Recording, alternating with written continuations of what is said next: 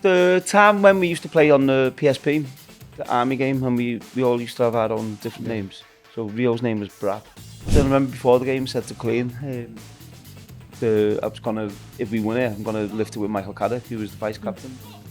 And she was like, no, you lift it by yourself. Did you do like bleep tests and that? Yeah, well I was clever on the bleep, so I used to drop out just after the goalkeeper. No, because then the next time you do it, I knew I'd just have to go a little bit more to beat myself. This is my favourite type of Wayne Rooney Show, I think, where I don't have to host on my own because it feels like you're going to ask questions as well. Absolutely. Well, I'm not asking questions. The listeners are. Yes. Okay. This is a Wayne Rooney Show where we put the listeners' questions to Wayne Rooney. Do you want to go first? Let's go. Right. Danny from Huddersfield asked, in your opinion, which season did you play the best football of your career? I love that voice that you've put on. 2010-11, I think I scored the most goals. But in terms of best football, I'd probably say 2006. What about the football?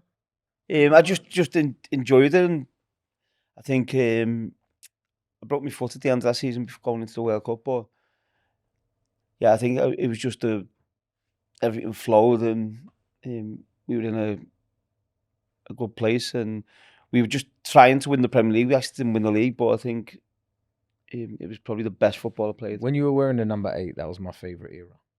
No, I always wanted to go to 10. So as soon as Van Nistelrooy left, I knew I was taking the 10 shirt. I'd already asked. Yeah. The reason I said why is because when I think of 2006 Wayne Rooney, I think of broken foot.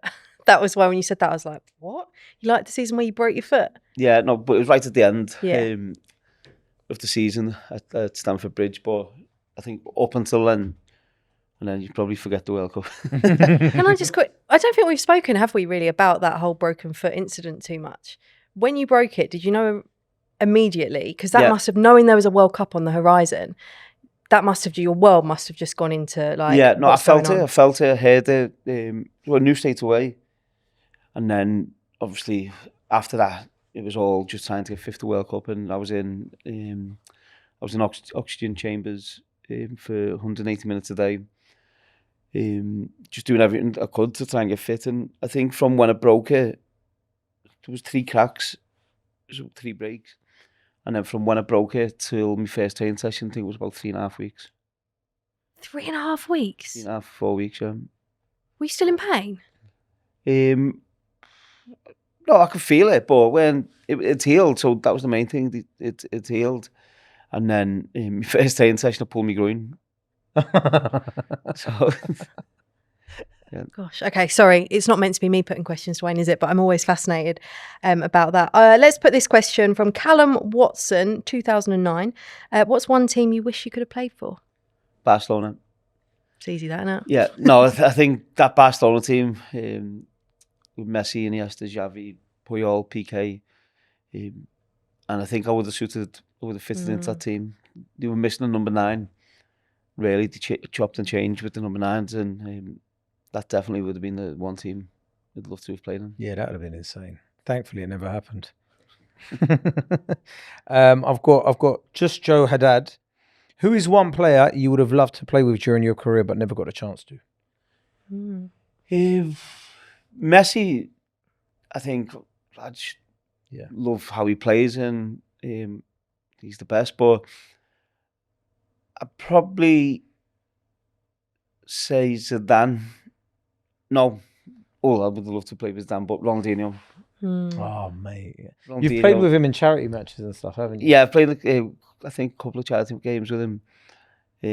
So we were both a bit different, a bit slower. But no, to play with him would have been incredible. Yeah, it's insane. Like, he made me fall in love with football. Anzar IQ, are you secretly proud of any of your red cards? Proud of my cards? No. I love that this has gone through a filtering system and we've still got that one on the iPad. No. I'm trying to think of all my red cards. I got a stupid one in Villarreal away. The clapping one? Yeah. Well, they've all been stupid, really. One for throwing the ball to the referee. No. No, it's not nice when you get sent off. When I threw the ball to the ref, I remember going in, Paul Scholes had been sent off, and the two of us were just sat in there. And it's horrible when you go in the dressing room and the game's going on, and especially this was at Fulham, and there's no TV, and you just sat there like... And away dressing rooms are even worse, aren't they? Yeah. So, no, it's never nice when you get sent off. That's the correct answer, really, isn't it? You can't really... Because then you're thinking of the next games as well, what games you're going to miss, and so it's the knock-on effect it has. Yeah. Okay. I like this one from Mike from Leicester. Which teammate thought they were a gaffer when the manager wasn't around? Rio. Oh, is it? Definitely, yeah. Rio liked to referee games as well in training. Jamie Carragher used to do it in England all the time as well. But no one really... I think our dress room, for the main part of us being at United, almost managed themselves, really. Yeah. So you didn't really... the manager didn't have to come down and dress them all the time and tell you not to do things or to do things.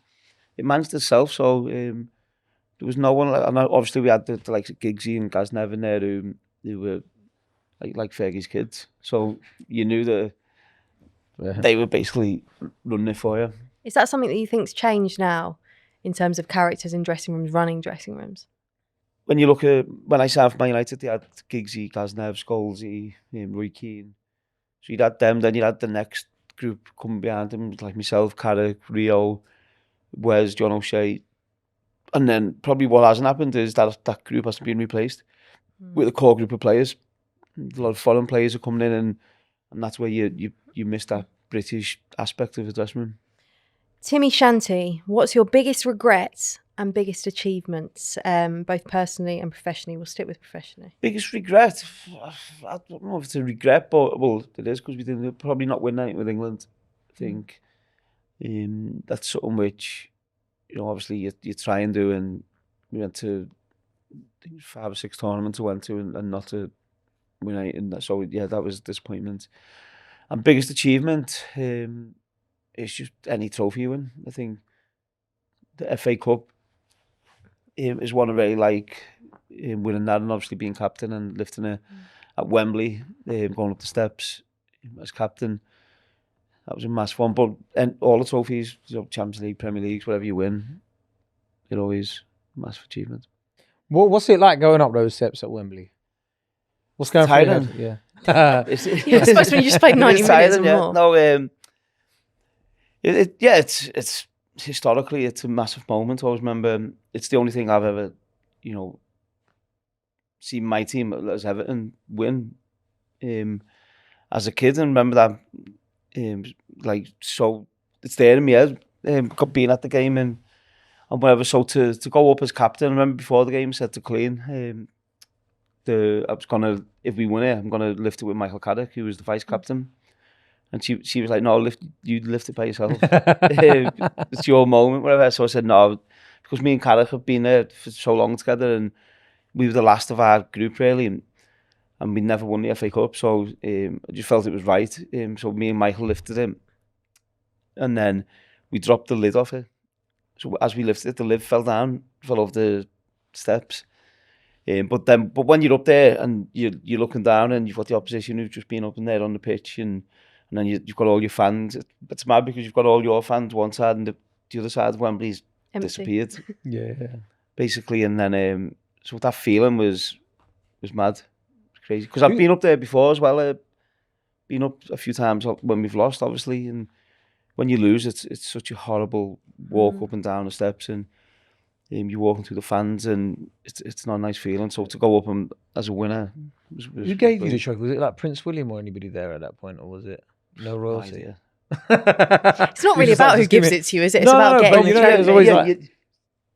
you probably notice that more when you're watching it. Yeah. Oh yeah. TV. When you're going up, you're not really. Yeah. You just want to get your hand on the. Because anyone could give it to you. Trophy, Yeah, would you? I don't even know actually who presented it to us. Fair play. Right. Harry, how much impact does the fans singing actually have on players? Does it help? Singing, I wouldn't say that much. It's nice, obviously, all the songs and different songs and new songs for players and stuff is nice, but it's more like a raw. You know, when you get a corner or you have a shot or whatever. It's more that raw, not so much the singing, which has an impact. Did you not like your chance then? Did you, or did you never notice while you were playing? Yeah, you hear them. You do hear them, but it's not something you focus on. Interesting.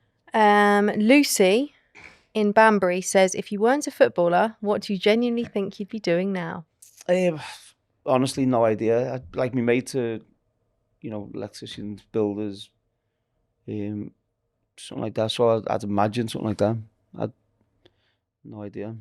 Me and Kay kind of have a bit. I go into comedy. It doesn't seem too hard. Right. Fair play. I feel like that's not what you were saying when you came to watch me. He's like, me, I don't know how you do that. It's so true, actually. I can vouch for that. Sitting next to me was nervous for you. Also, you and I have a bit of a competition, I feel like, on this to ask the best questions. It's all good. It's I'll go for whichever. It's fine. Go on. Yeah. Footballers love a nickname. This is from Kate in Preston. Oh, I was going to do that one next. Wazza, Righty, Keno. But which player's nickname made you laugh every time you heard it?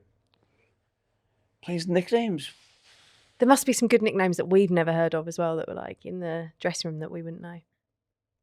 No, I don't know. I think everyone, the names are out there.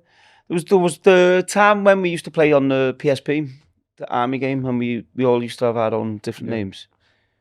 So Rio's name was Brap, as you can imagine. One was Haywire. Dan Fletcher was Haywire, from Prison Break. Okay. One was Cobra. So we all had different names. Fair. Which then actually we ended up calling each other them names as well. Oh really? Yeah. On the pitch? Yeah. Oh nice. I thought, so you shouted Brap at Rio. The opposition must have been like, what? What were you called then? Mine was Fatty. Why? I don't know. I used to change mine up, but in general, mine was Fatty. Yeah. Did you pick that for yourself? No. Well, But it was funny because when you're playing the game, like if you're on the plane or the coach, it used to get loud. So we could be on the coach and you just hear, Fatty, pick me up. Brap! Sorry, Brap's the one the that's older got ones me. like Giggsy and Edwin, you see them looking back a few times and be quiet.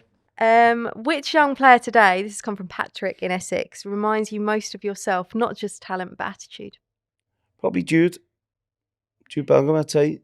He's got that personality and that character, and you could see he hates losing, and sometimes it looks like it can boil over at times as well, which so I'd say he's probably the one closest to, when I look at his game and his personality, I'd say he's probably the closest one. And that kind of elite mentality, he's obviously playing at the top and has... Yeah, and you could see he just hates losing, and yeah.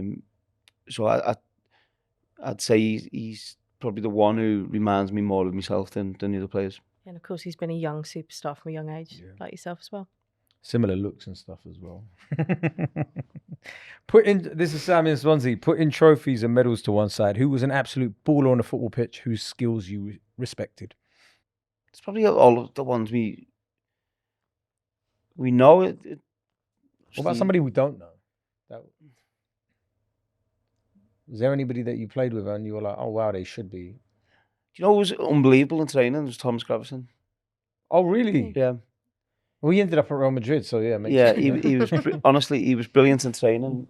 So I'm trying to think of ones like where you wouldn't expect, but Thomas Gravison, he was a player at Everton as well. Joe Max Moore, American player, was really good in training. He went to go, I got to the games, but in training was good. There's no one really in particular. Obviously, Ravel Morrison as a young lad. It was brilliant, yeah, so probably them. What was it Gravison was doing in training that was different from what he was doing on the field?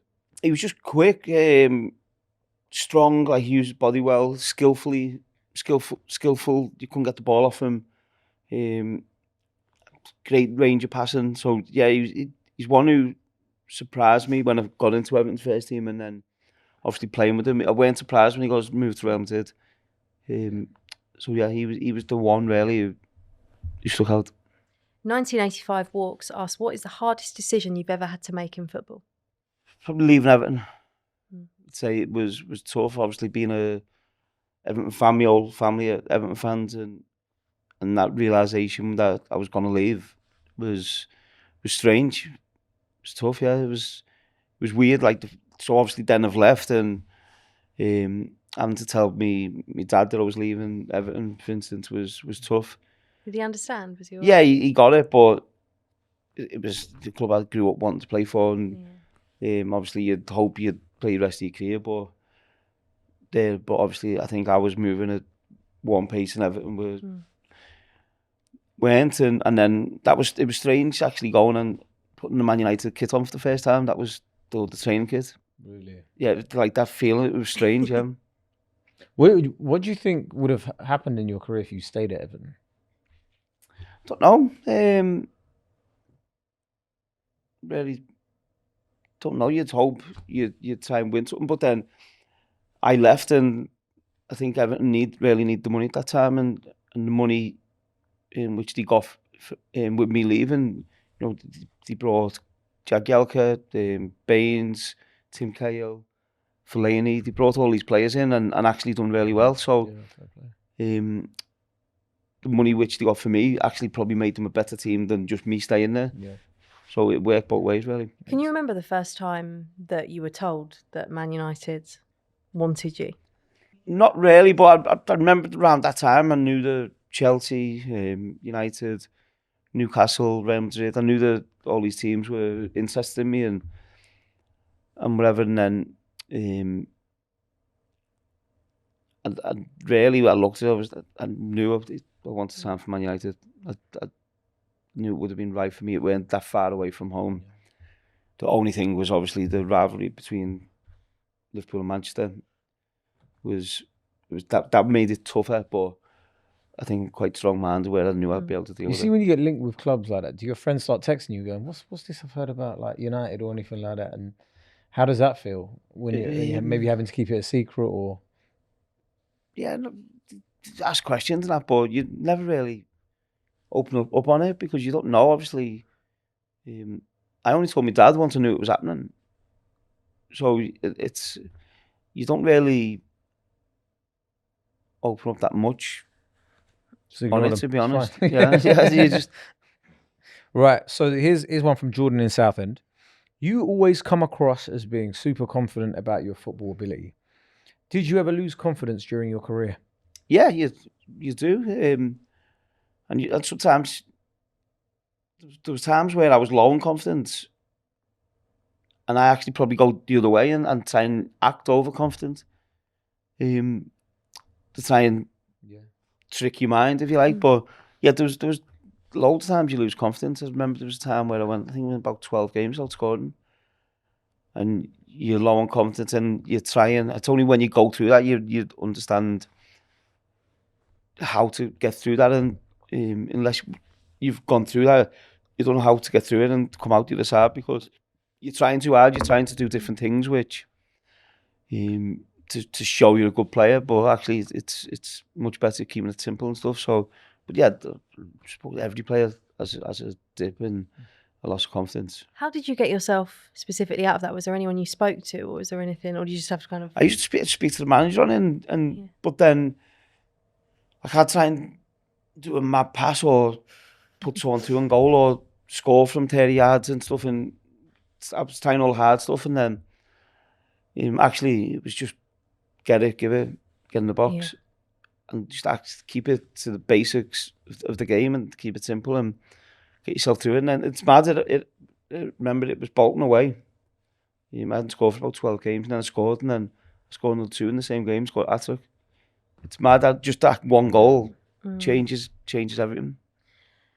What's the biggest misconception fans have about life inside an elite dressing room? This one's from John in Harlow.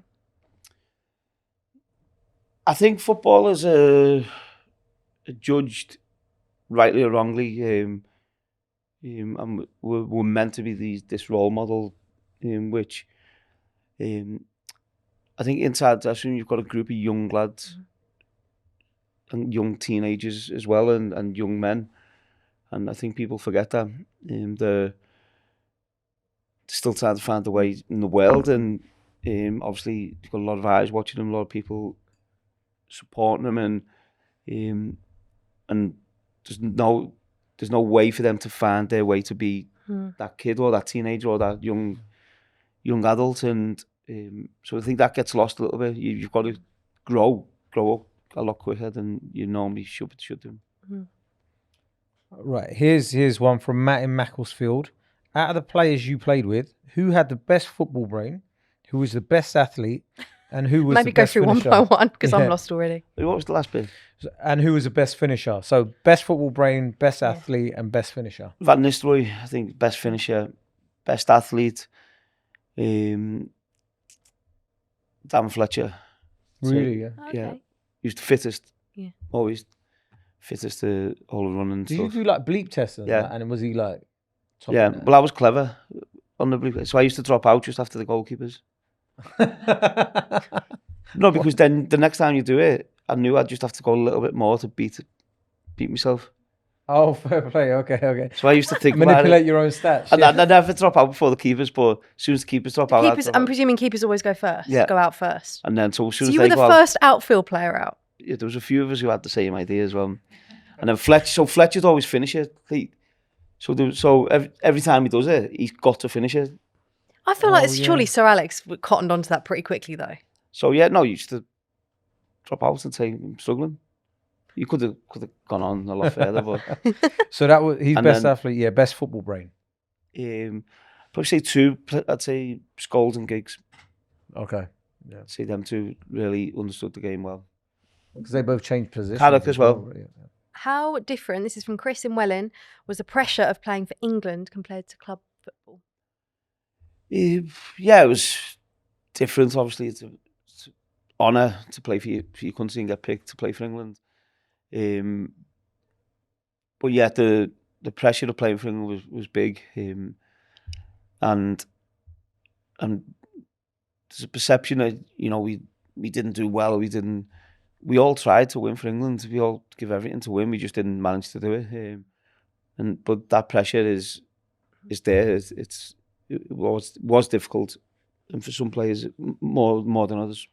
I always wonder what it's like coming back from a tournament, particularly when it hasn't gone as you'd have hoped. That must be horrible because a lot of people supported Man United, and Man United is one of the most well-known football teams in the world. But you come back to England, and it feels like everyone, like all my friends watch it when they don't normally watch football. Everyone's talking about it. What's it like coming back off a tournament You've like got to that? get out of there as quick as you can.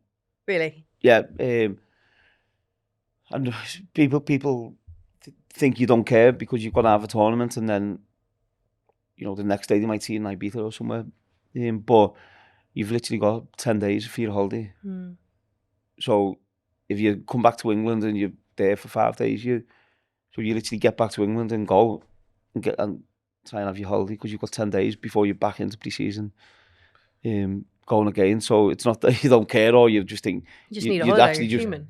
You need a it's your, rest. Yeah. it's your only chance to get away. This is from Tomo Car Design. Whatever that. Yeah. I thought that was actually a surname, but it's just Car Design. Might be a surname. I don't think it is. What did Sir Alex Ferguson tell you before you ended Arsenal's 49-game unbeaten run? Dive. No, I think for all of us, because it was my 19th birthday that game, and that was my first season at Man United, and it was the year after what happened with Van Nistelrooy and Keown and all the Arsenal players. It was the game at Old Trafford, the next game at Old Trafford after that one the year before. So it was just, you could feel it, the intensity, the whole atmosphere was they're not winning. They can't win here today. They can't go 50 games unbeaten. So to feel that, and then obviously we win the game 2-0, and then it's all kicked off in the tunnel and whatever. But yeah, it was brilliant because that was almost like a revenge. Van Nistelrooy got the penalty, obviously, where he missed the year before. Then he scored this one. You could see the emotion on him after he scored, celebrating. So didn't have to say anything. I think everyone there, you could feel it, and I'd just come into it and I could feel there's no way he's going to win. Well, thank you very much to Wayne for answering those, and thank you to you guys at home for sending them in. I'm sure we'll do another episode like that very soon. A reminder, you can watch and listen to The Wayne Rooney Show. We're on the BBC Sport YouTube page, the iPlayer, and on BBC Sounds, and we'll see you again very soon. Bye-bye.